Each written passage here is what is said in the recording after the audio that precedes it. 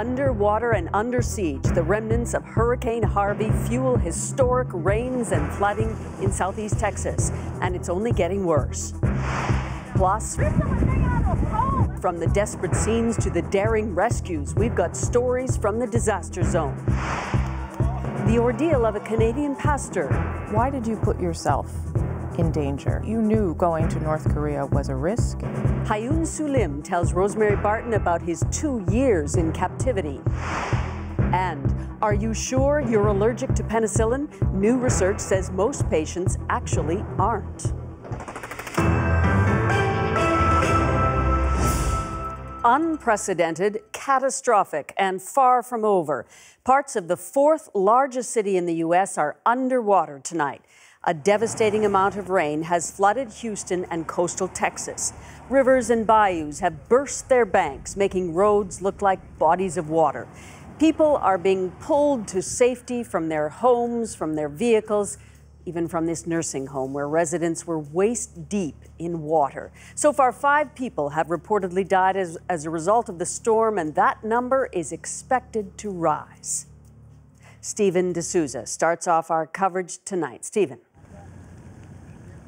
Susan, this is what had been predicted for days, but even the most dire warnings couldn't prepare people here for the amount of rain that's fallen in the last 24 hours.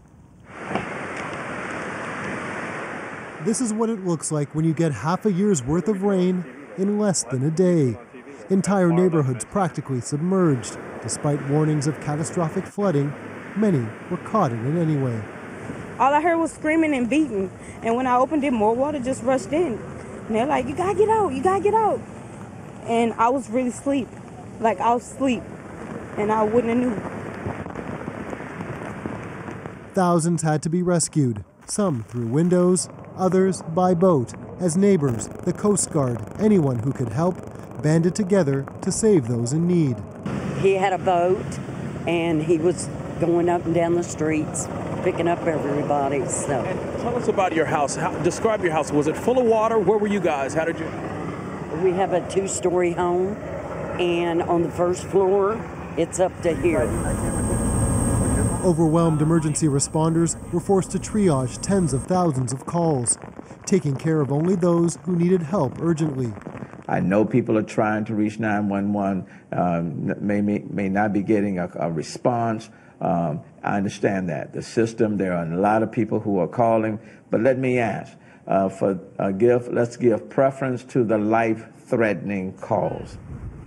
Floods quickly devoured roads, turned highways into rivers, leaving them impassable and trapping unsuspecting motorists. The currents were pulling us back, and we jumped on an ice machine and floated to them and got off and tried to help them, but we noticed the current was too strong, so we all held hands and held onto a pole, and we found another guy threw a rope, and we pulled each other with a rope across. These deputies, they weren't on their way here. In another amazing scene, a local news crew flagged down police who were able to rescue a driver stuck in his rig. Thank God that you guys was right here to get me, put me back on land safe. I appreciate you. In this coastal town, houses were submerged block after block. Another news crew helped rescue an elderly couple and their daughter. Some chose to wade through the water to get much-needed supplies. What did you go across to get? Diapers, anything that's necessary right now. You know, the storm, you can prepare, but after so much time, you run out of stuff and you need to go get more. Downtown, the convention center was turned into a shelter. Erica Harris checked in with her 5 children. She carried each one across a flooded street and rushing water to get to safety. How are you feeling? How did that feel for you? It wasn't no feeling. It was just get it done. Many here were unprepared for the force of the storm. I was kind of prepared, but it wasn't a mandatory evacuation, so I wasn't that worried. Now questions are being asked about why that didn't happen. Officials say emptying a city of this size with no clear path to safety wasn't feasible. Just think if we had massively said, let's start evacuating from Corpus to Galveston, then Victoria, and then us. So they thought that the area was so large, how can you evacuate? Today, officials announced that 3,000 National Guard troops are being brought in to help deal with this catastrophe and what's still to come, Susan. Stephen, how is President Trump responding to Texas tonight? Well, he was on Twitter today praising local officials and agencies for their cooperation and their work. And today the White House announced that Donald Trump will be coming here to Texas on Tuesday. Susan? All right, thanks, Stephen. Stephen D'Souza in Houston, in the water tonight. So why is Houston in such trouble? Well, the city's vulnerable because of its geography and because of a lack of planning. Houston is low-lying. Downtown is just 15 meters above sea level, and its flat clay soil makes it that much harder for the ground to absorb water. The city's infrastructure is also considered out of date. Reservoirs built to mitigate floods date back to the 1940s, with few updates since then. And the population's grown. The more people move in, the more wetlands are paved over, leaving less capacity to soak up water. And if it all looks bad now, well, it's only going to get worse. For more on what to expect in the coming days, earlier I spoke to the Weather Network's Jacqueline Whitall. She was in Houston. Jacqueline, what are you watching particularly with this storm tonight? Well, Susan, at this point, it's all about rising water. So the rain continues, and that's going to go on for many days. But right now, we're actually at what they call the Attucks Reservoir, which is basically a dam that stops the water, and sometimes they release a little bit through a channel through the city that goes out to the Gulf of Mexico. This is already compromised, and it's rising. Therefore, they can't release water into the rest of the channels through the city, and that's called the Buffalo Bayou. So it all depends on how much more rain we get, and how this fills up will determine what happens downstream. Wow. Now, clearly this storm is stuck over this part of Texas. That's the problem. So what will ultimately move it along, and when is that forecast to happen? Well, it may not happen for many days. It's the jet stream that we're looking for to take this and move it out of the way, but we've got a lack of upper level flow. So if you think of the jet stream kind of like a roller coaster, and storms kind of ride along that, that ribbon of air aloft up in the upper atmosphere is non-existent. So not only is it stalling, but it actually could go back over the Gulf of Mexico and maybe make another landfall for this area. Probably a weaker landfall, but still could happen. Wow. So lots more to come. Thanks so much, Jacqueline.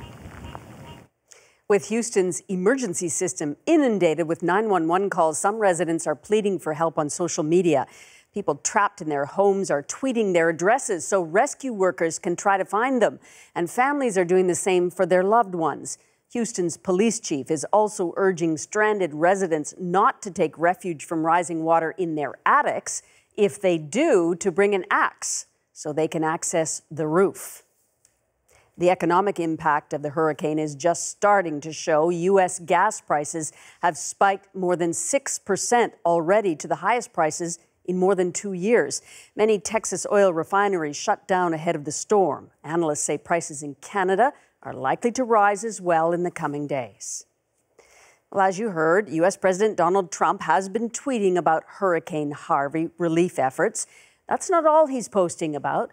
This morning, he had NAFTA on his mind, calling it the worst trade deal ever made, that Mexico and Canada are being very difficult, and suggesting he may have to terminate. That view is not shared by the Trudeau government, which remains confident NAFTA can survive with a few changes. The next round of talks begin Friday in Mexico City. Donald Trump is also stirring up controversy with his pardon of former Arizona Sheriff Joe Arpaio. He was convicted of criminal contempt in a case involving racial profiling in the roundup of undocumented immigrants. Artie Pohl has the latest. I think he's going to be just fine, okay? And 3 days after that comment, Donald Trump pardoned former Arizona Sheriff Joe Arpaio. I'm very happy. I have to thank the President of the United States. Trump declared in a statement, after more than 50 years of admirable service to our nation, he is a worthy candidate for a presidential pardon. This weekend, the Washington Post reported that back in the spring, Trump asked his Attorney General to drop the criminal case against Arpaio, but was told that would be inappropriate. Big friend, supporter of law enforcement. I think this is a bigger picture than just me. The bigger picture, say critics, is exactly the problem. I'm angry. What Trump did today was pardon racism, white supremacy, and okayed the terror that Arpaio caused. Arpaio, a controversial figure, was convicted of contempt for his role in race-based immigration patrols that targeted Latinos suspected of being undocumented immigrants. Trump has been a fan of Arpaio for a long time. In 2012, he even tweeted his congratulations to the former sheriff for investigating the authenticity of Barack Obama's birth certificate. I think the Arpaio pardon is pretty straightforward. The Constitution does give presidents broad power to grant pardons, but there's strong bipartisan criticism over this one, from Republican Senator John McCain, House Speaker Paul Ryan, and from Democrats, all critical of Trump's circumvention of the normal pardon process. The idea that the president skipped over the normal norms of the judicial proceeding when you come to pardoning, to pardon basically a political crony, at the end of the day, is just anti-American. Another example, he says, that the president is out of control, leading to questions on whether he will use that power again to protect other allies. Arthi Pol, CBC News, Washington. Tensions between pro- and anti-Trump demonstrators boiled over in Berkeley, California today. Today's rally against hate was organized as a response to a planned alt-right event that had been canceled. But a handful of right-wing demonstrators showed up anyway. At least 14 people were arrested after violence broke out. Still ahead, more on the deteriorating situation in Texas. Plus, should the name of Sir John A. Mcdonald be stripped off schools? This is not about erasing history. This isn't about rewriting history. John A. Mcdonald's contribution to Canada is so immense. Confronting the good and the bad of Canada's first Prime Minister. Our panel is standing by.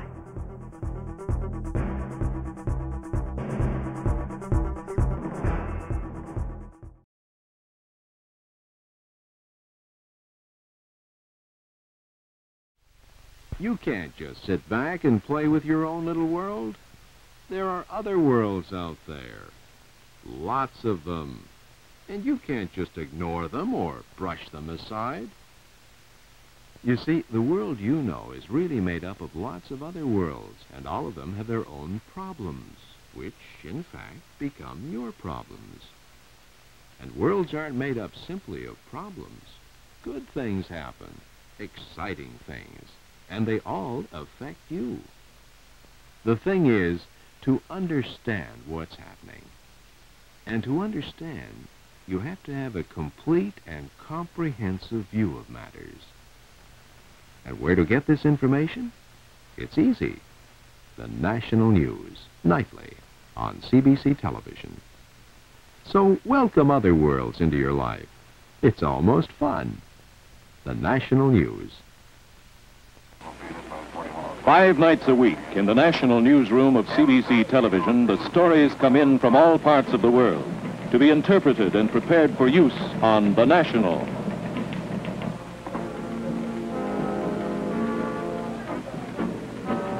The facts are checked and the backgrounds gathered.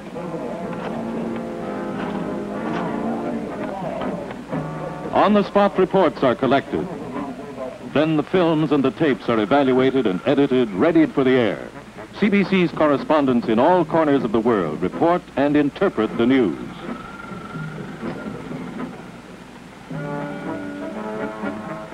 Wherever things are happening, you'll get the complete information right here on CBC Television. I'm Warren Davis. Those are just some of the things that go into The National. Join me.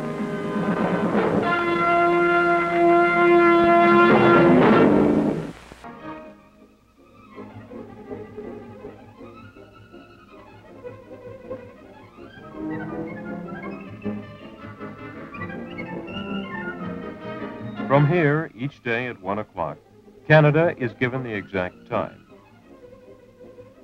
60 Canadian radio stations relay the signal to the nation. The CBC brings you the Dominion Observatory official time signal. The beginning of the long dash, which follows 10 seconds of silence, will indicate exactly 1 o'clock Eastern Daylight Time.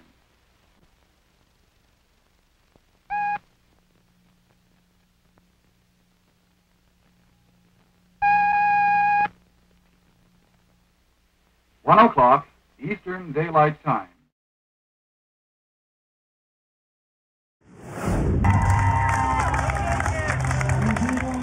That's Canada's top general, Jonathan Vance, making history.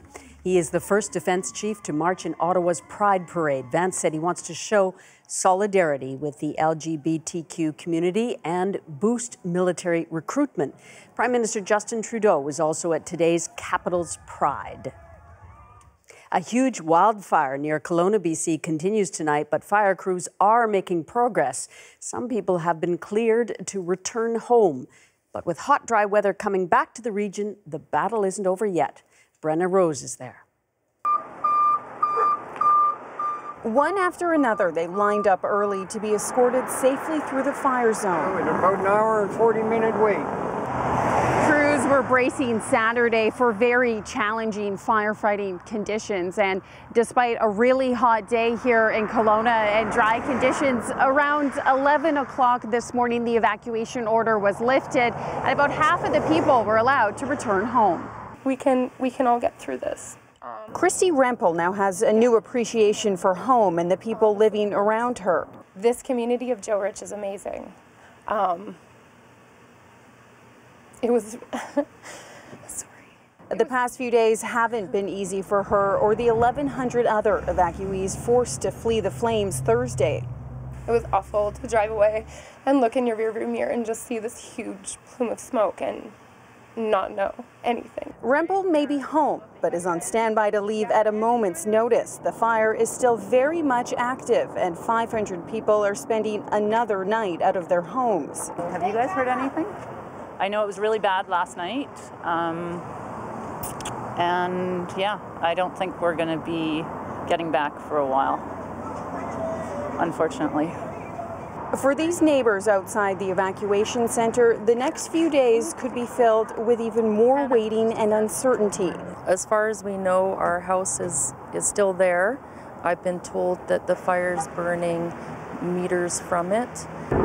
With no sign of a drop in temperature or rain in the forecast. We're just hoping that all the firefighters stay safe out there.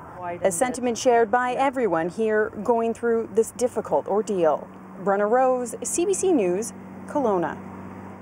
A suspected chemical leak prompted the evacuation of beaches along a stretch of England's southern coast today. A mysterious haze caused breathing issues, eye and throat irritation, and vomiting for more than 100 people. The cause of the mist hasn't been determined. Millions of Canadians believe they're allergic to penicillin. But new research from 3 Toronto hospitals suggests that many adults who think they're allergic may not be. Vicadopia explains. The skin test is going to be done on your upper arm. You're going to get a series of little needles. As a child, penicillin made Matt Hamill break out in hives. He's undergoing this test to find out if he's still allergic. If I ever need to take some antibiotics, it would be nice to have some options. About 10% of Canadians say they can't take penicillin. Often they were diagnosed in childhood, but immune systems change, and most people don't verify if they're still allergic as adults. That's a problem when treating sick patients who say they have a severe, even a potentially fatal reaction to penicillin. Any problems at all? So doctors brought the skin test to hundreds of patients who are already in hospital with infections. We actually were able to successfully give a penicillin antibiotic to over 80% of individuals who thought they were allergic. Despite the numerous types of antibiotics developed over the decades, the penicillin family is still considered the most effective for common bacterial infections. We know that when patients receive alternative antibiotics to penicillin, when penicillin is really the best treatment option, this is associated with worse patient outcomes. It verified exactly what I knew. The co-author of the research says the other problem with needlessly turning to penicillin's alternatives is that they're often overkill, targeting too many types of bacteria, which can lead to antibiotic resistance. That sort of gives the bacteria a little bit of a taste of what that antibiotic looks like and tastes like and feels like, and it sort of enables them to then develop resistance mechanisms. Alrighty. That won't be a problem for Matt Hamill. He tested negative. Penicillin party like tonight. Retesting everyone for penicillin allergies may not be practical. Instead, authors of the study are developing plans to bring their bedside skin testing strategy to more hospitals, so the only people who get tested are those who need penicillin. Vic Adopia, CBC News, Toronto. The heated and growing debate over memorializing controversial figures in history. Should the name of Canada's first Prime Minister be stripped from schools? We'll have that conversation coming up.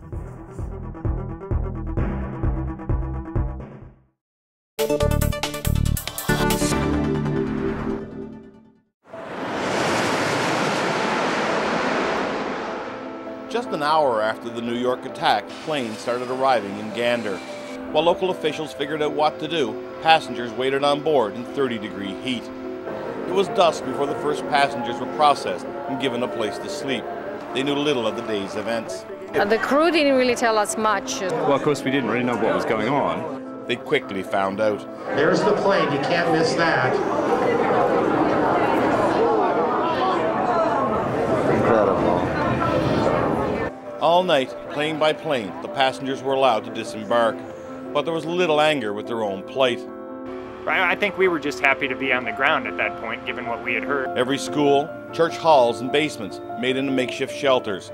750 at this Gander school, many not knowing even where they were. Now a lot of European people know Gander, never heard before, but now they know. They know of it now. Absolutely. Yeah. Daybreak brought the reality of the task for Gander and all the surrounding communities that chipped in to help.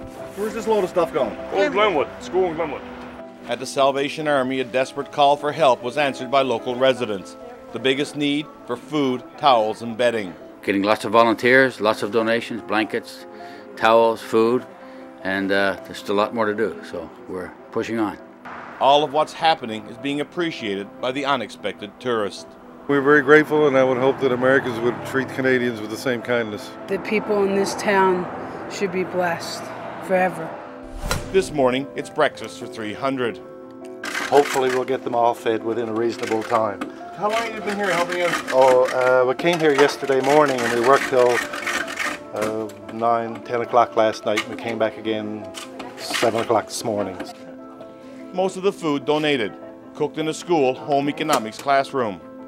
None of this extraordinary hospitality lost on the visitors. But everybody in the whole town is pulled together, and we're chuffed to bits, so we're really all proud. Yeah, absolutely great. You are really lovely people. I just hope we could do the same if it ever happened in our country. Joe Dunn is giving back, serving breakfast to the town that fed and housed him for 5 days when his plane was forced to land in Gander on September 11th.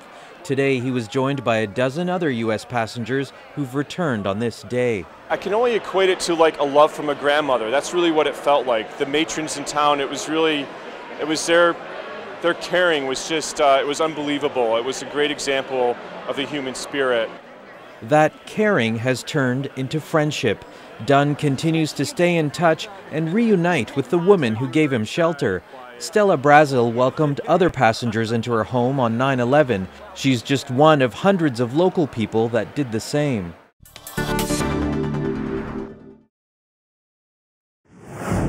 This is not about erasing history. This isn't about rewriting history. This isn't about revisionist history. This is about the fullness of our history. That was Felipe Pereja, an Ontario middle school teacher. He introduced a motion at a recent meeting of the Elementary Teachers Federation of Ontario, calling on school boards across the province to rename schools and buildings named after Sir John A. Mcdonald, arguing that as a central architect of residential schools and the Indian Act, Mcdonald played an important role in what the Teachers Union called developing systems that perpetuated genocide against Indigenous people. The motion passed. Since then, it has sparked heated discussion about our first Prime Minister's complicated legacy. History is history. You know, if you did something wrong in history, you can make it right, or you can make it better, or you can change it. But don't deny it. Calling Canada's founding father into question divides Canadians. Truth and reconciliation is so vital to our country, and I think, you know, people who think that that's a radical move. I think they just don't get it. It's raised some strong opinions from historians. It's plain wrong. It shows a staggering ignorance of history. And from some others already voicing their criticism. One of the most crazy and ridiculous things I've ever heard to simply try to erase Canadian history in the guise of an extreme and radical political correctness. Ontario's Premier, Kathleen Wynne, said, "While I don't doubt that the Elementary Teachers Federation of Ontario are coming from a good place, I think they have missed the mark." The renaming controversy has been argued elsewhere.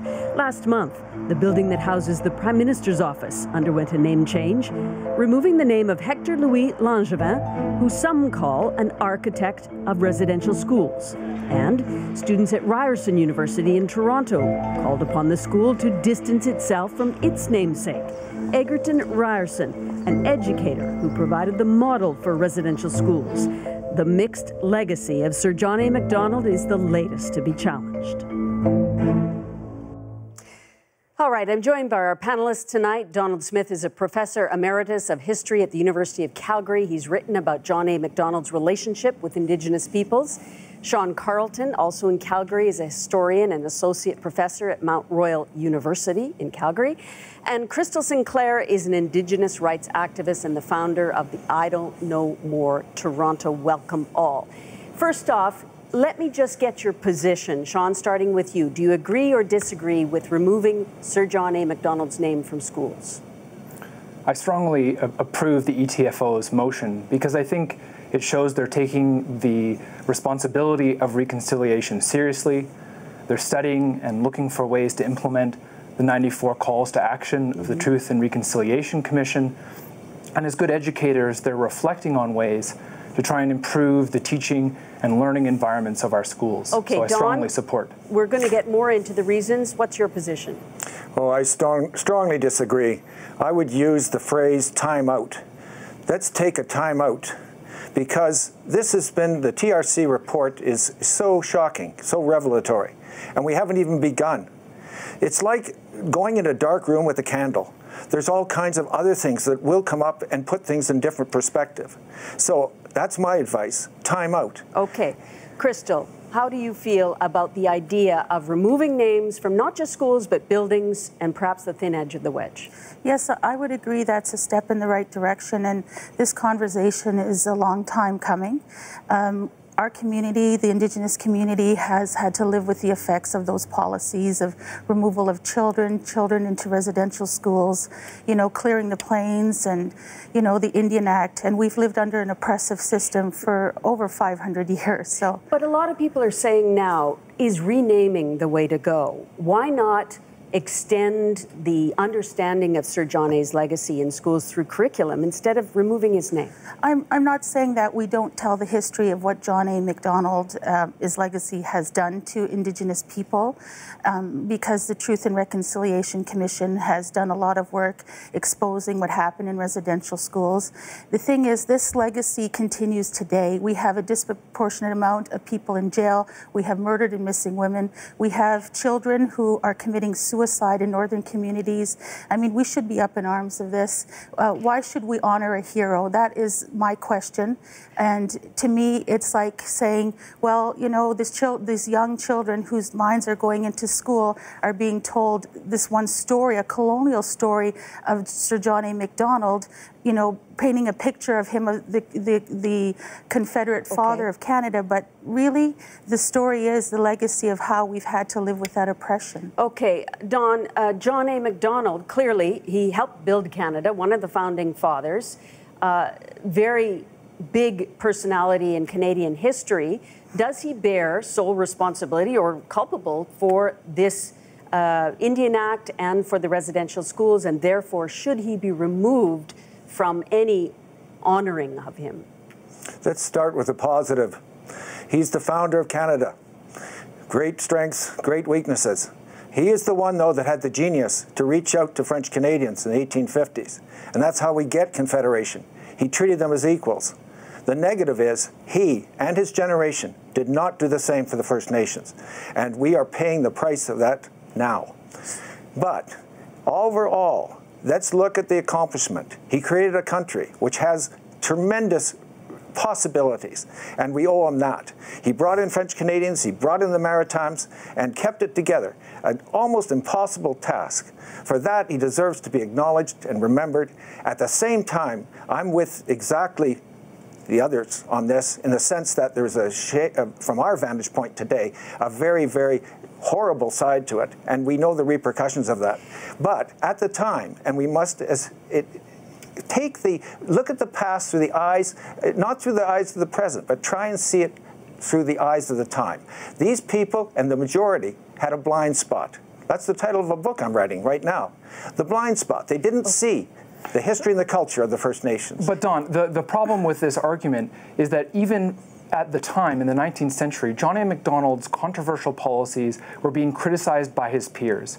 In 1888, The Grip published a political cartoon that called attention to John A. Macdonald's deliberate starvation of Indigenous peoples to build this country and to create that whereaway. So I feel like it's a misrepresentation of history to say that he was not criticized for those policies at the time. Sean, one of the reasons you said you applauded the teachers' union for bringing this to the forefront, one of the reasons they suggest is that children will feel safer in schools that aren't named after John A. Macdonald.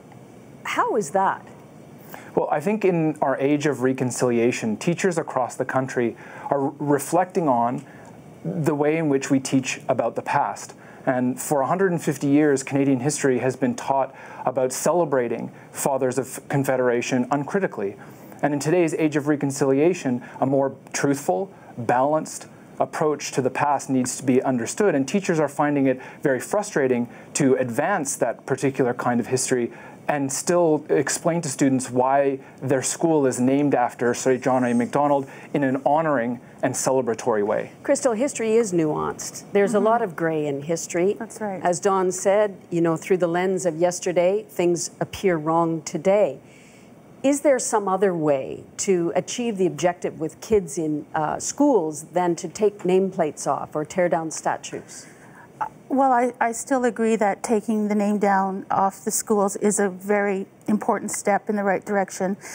These teachers have come to realize that in order for reconciliation to proceed, you have to speak the truth. So with John A. Macdonald, we understand what he did to Indigenous people of this country. Like the Indian Act segregated us from society. We weren't allowed to vote. You know, 1960 is not that long ago, and that's when we could vote.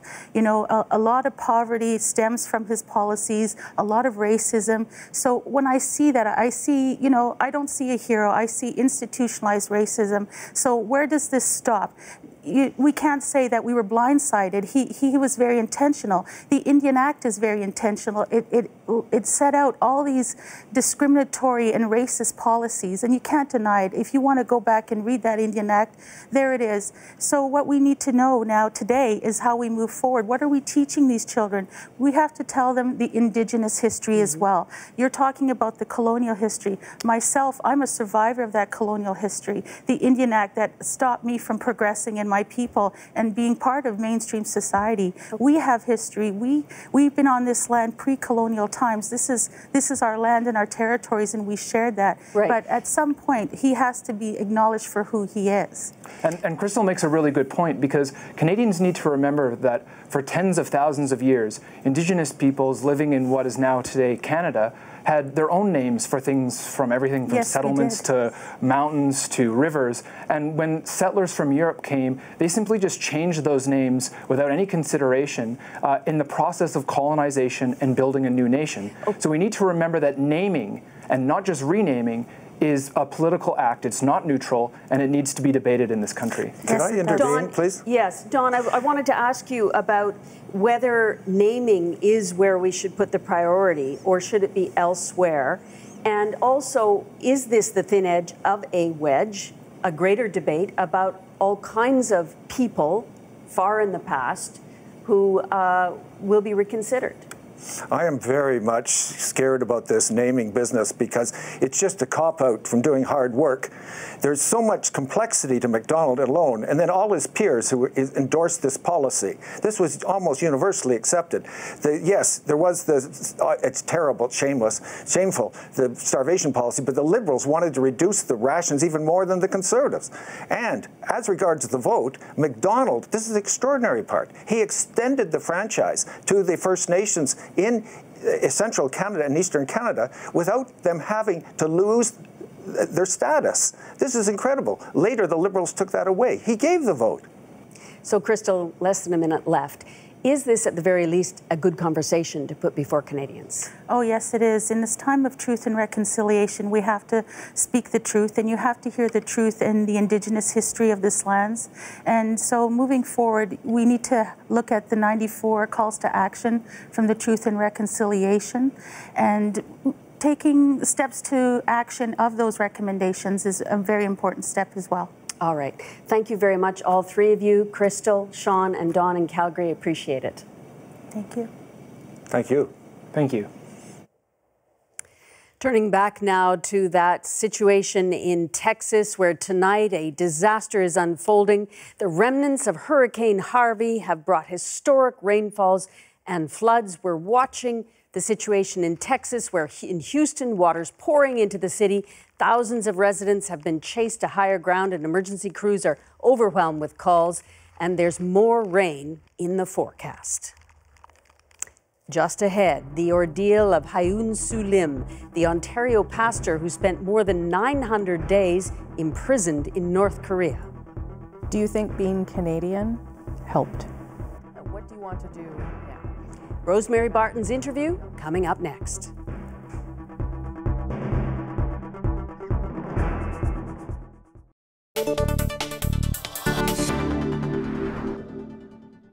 It has been a wet and deadly 36 hours in northeastern Quebec.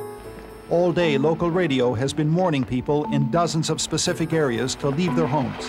And if they can't drive out, signal helicopters flying overhead so they can be flown out. At least 7 people are dead, several more are missing, and thousands more have been forced to flee. A minister in the Quebec government described the situation in this region as apocalyptic, catastrophic. For more than a day, torrents of water have crashed through villages, towns, and cities, taking houses, in some cases entire buildings with it. Like clockwork, every 5 minutes a helicopter lands, bringing refugees from the flood. This is what they're escaping. Hundreds of homes drowning in mud, hanging by a thread, or giving in to the relentless river. No one knows how many bridges and roads have collapsed, and the landmarks wiped out. This old pulp mill reopened as a museum just 2 weeks ago. Now it's a $6 million write-off. This disaster is unprecedented in Canada, and so is the Relief Fund, the largest ever collected by the Red Cross. The money has come from people all over the country, and this region knows it. C'est des choses de même que tout le monde nous aide, puis tu sais, faut voir ça pour croire ça là. Same with the destruction. The cars buried under mud, the homes swept out into the river, whole neighborhoods gone. That one house with the now famous foundation that alone resisted. Things people here will never forget. Their disaster and the charity of others. Good evening. It's official now. The F-18A has won the fighter plane contract. The winning McDonnell Douglas 18A will cost $15 million a copy and is almost certain to be a highly controversial buy. General Dynamics, makers of the F-16 and the losing company in this competition, has issued a statement saying the benefits it offered were higher than the government gave it credit for, and that the price of the plane the government has bought will go up because of continued problems with it. For all of its weaponry, the toughest battle the F-18 Hornet may ever have to face is the barrage of poor publicity it's now attracting. Its costs have been climbing, and some media reports have described the Hornet as a lemon. Earlier this year, the U.S. General Accounting Office blasted the plane. It was nearly a ton overweight, its undercarriage was faulty, it had problems of drag, reduced engine thrust, range, and its acceleration was below specifications. Canada now has nearly 40 of them and expects to buy 100 more. Each of them costs $30 to $40 million. Today it was revealed that the CF-18 and its American cousins in the United States Navy have the same problem. Cracks have started to appear in the tail section when the fighter does the combat maneuvers it was designed to do. It's a relatively minor problem. It's one that is readily identifiable. The cause is known. This latest fault is sure to add to the criticisms of those people who felt that Canada should have bought many more of a competing aircraft, a fighter that came with a much lower price tag.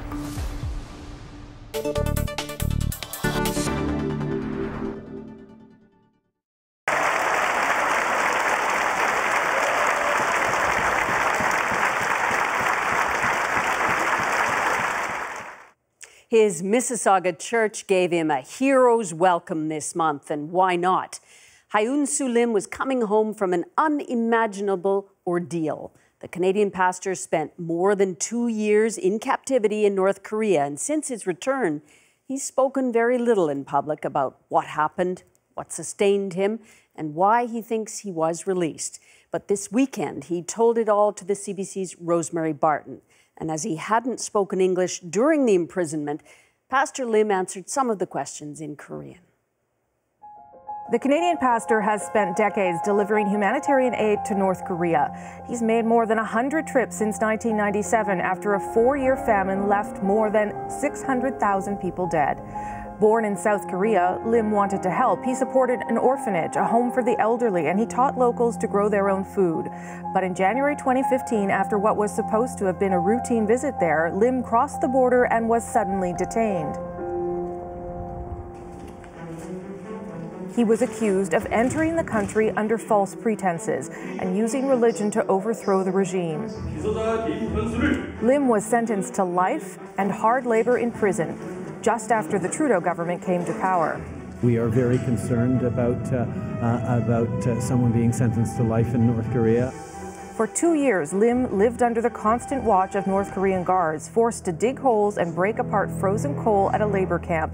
It wasn't until earlier this month that a delegation led by Trudeau's own national security advisor traveled to Pyongyang, paving the way for Lim's release. Finally, reuniting with his family after more than 900 days of imprisonment in North Korea. How are you? Fine, very good. Yeah? How are you feeling? Feeling is very peaceful, comfortable.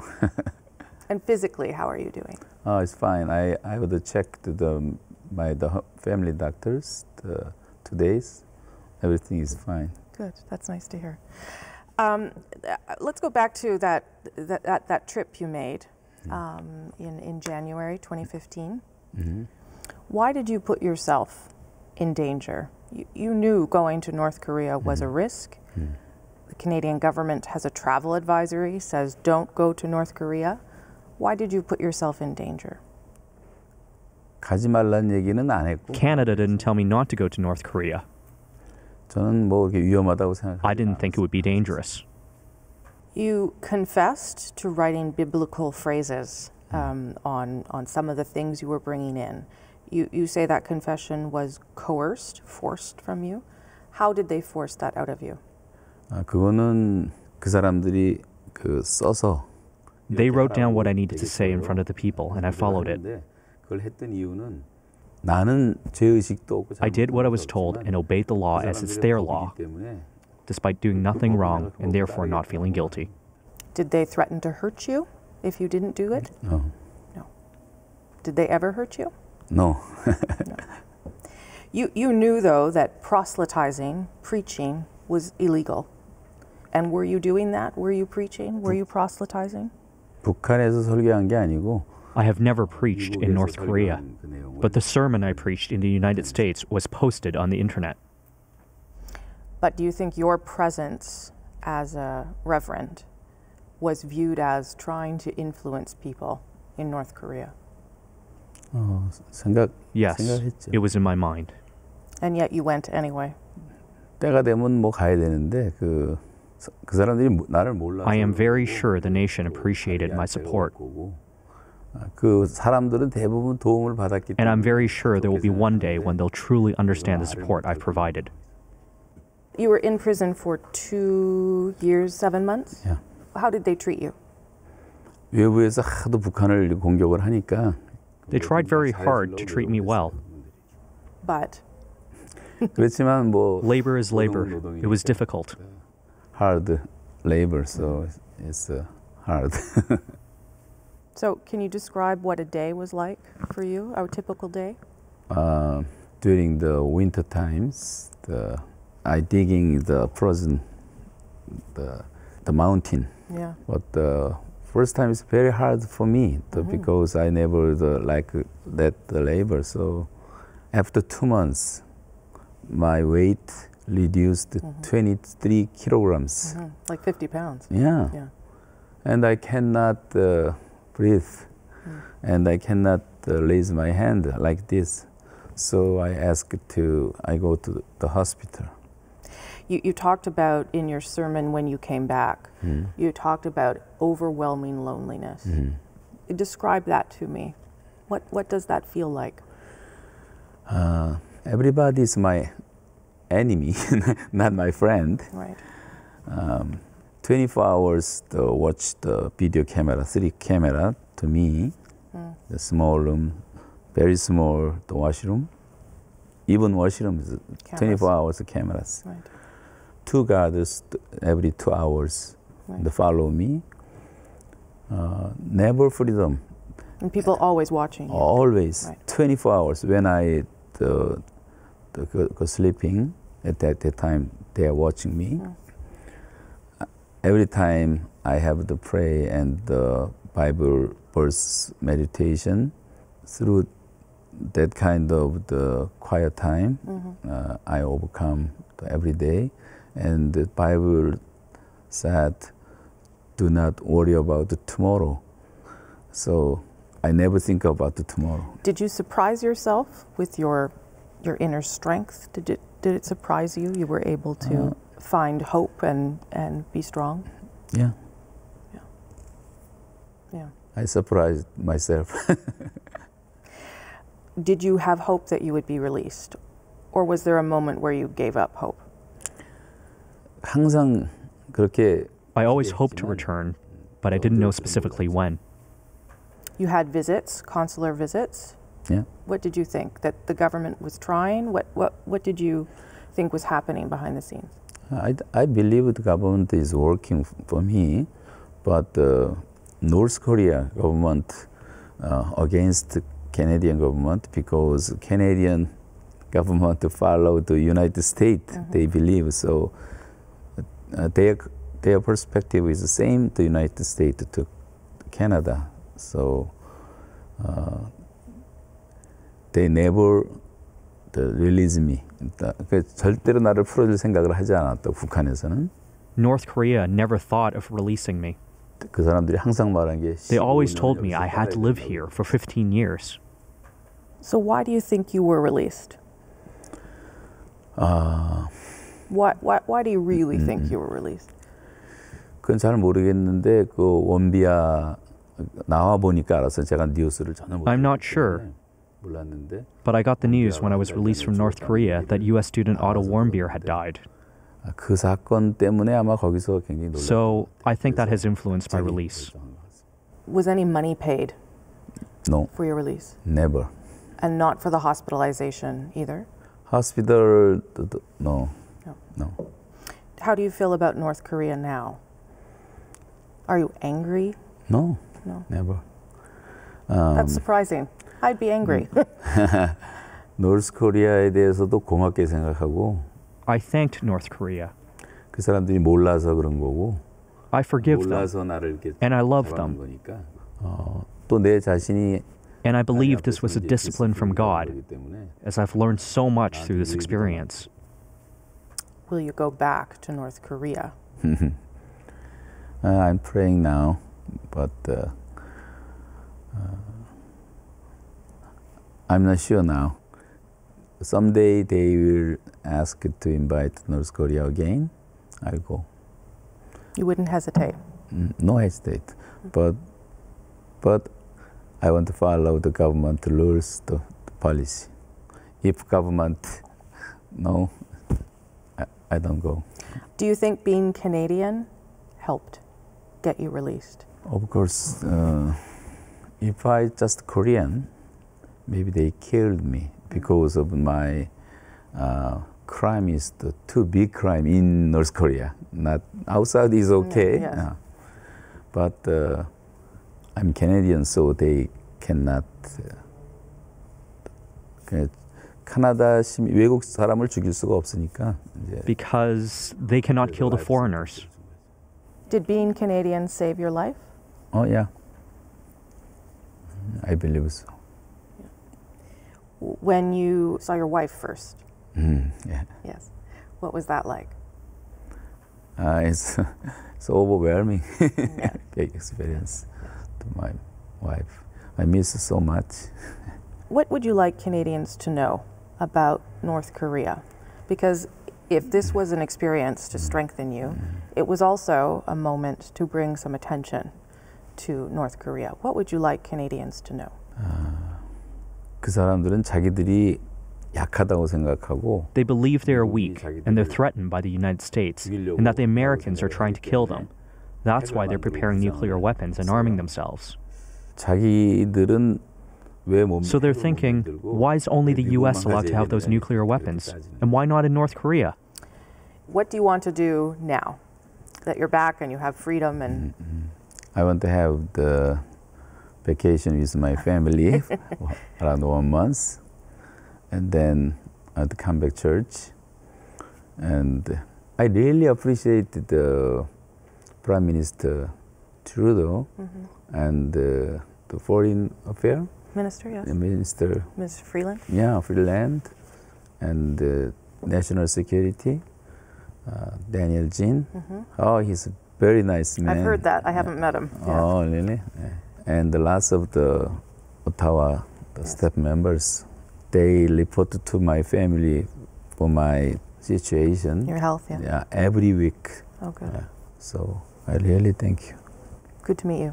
All right. Thank you very much. Thank you very much. When we come back, more from Texas, where Hurricane Harvey has landed a wallop of rain and flooding in parts of that state.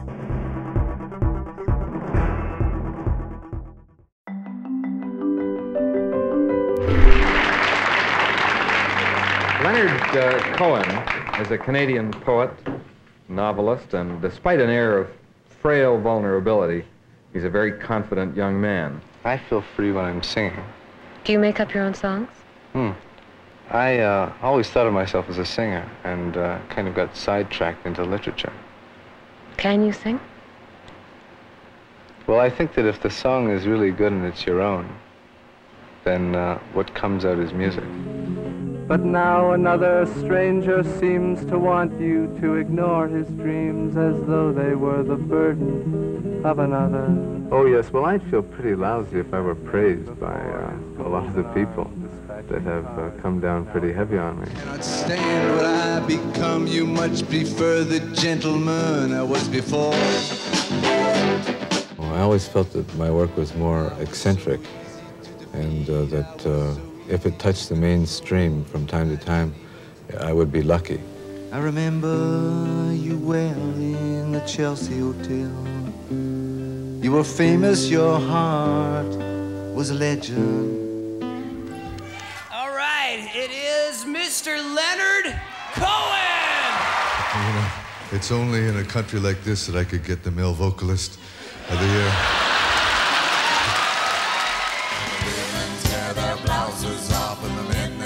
On the polka dots, and his partner found and his partner lost, and his hell to pay when the fiddler stopped. Well, I don't know. People have called me pessimistic, you know, but I think the pessimist is someone who's waiting for it to rain, you know, and I feel completely soaked to the skin. So It's clothes and sometimes I see myself in the midst of it, or I catch sight of myself in the mirror, you know, this old guy in his underwear, you know, kind of trying to find the rhyme for orange, and, you know, playing the same phrase on his guitar 15, 20, 90 times, trying to get it right. And there's something absurd about that, but, you know, the nature of work is repetition. And do you come up with a rhyme for orange? door hinge. Dance me to the end of love. Dance me to the end of love.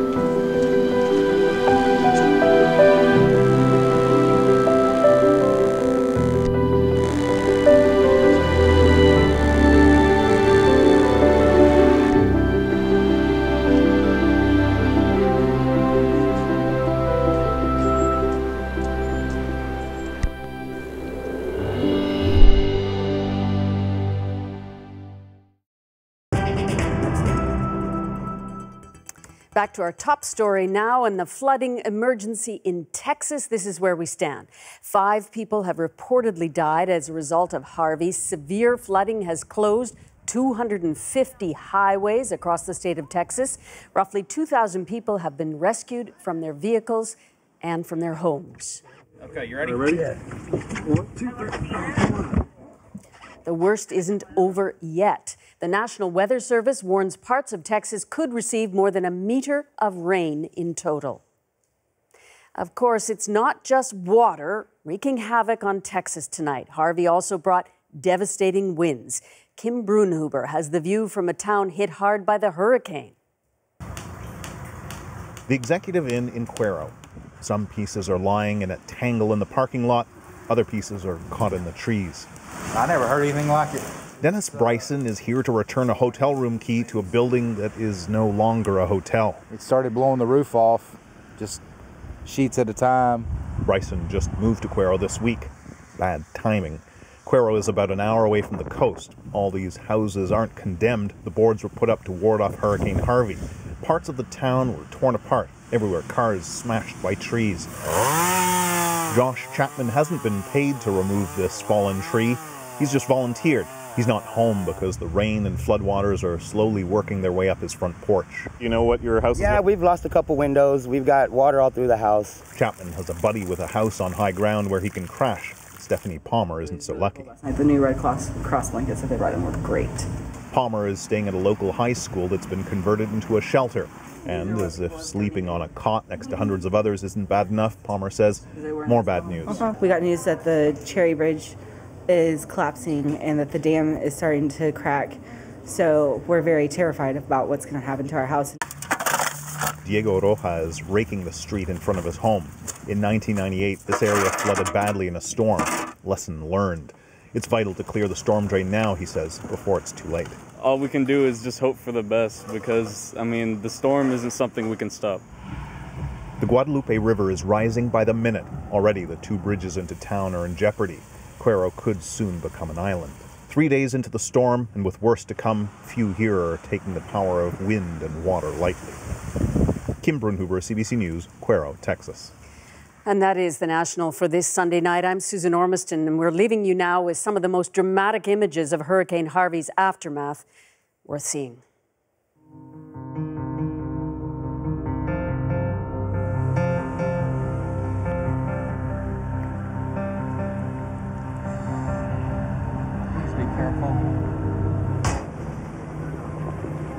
Oh my God.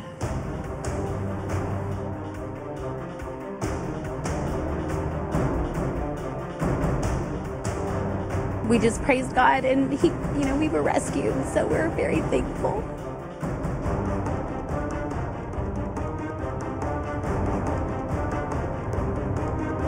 The devastation that I see today is hard. It hurts. I lost everything in my life. Just be careful. Be really careful. It's a serious storm. It's going to last 4 or 5 days, and quite frankly, this is day 1.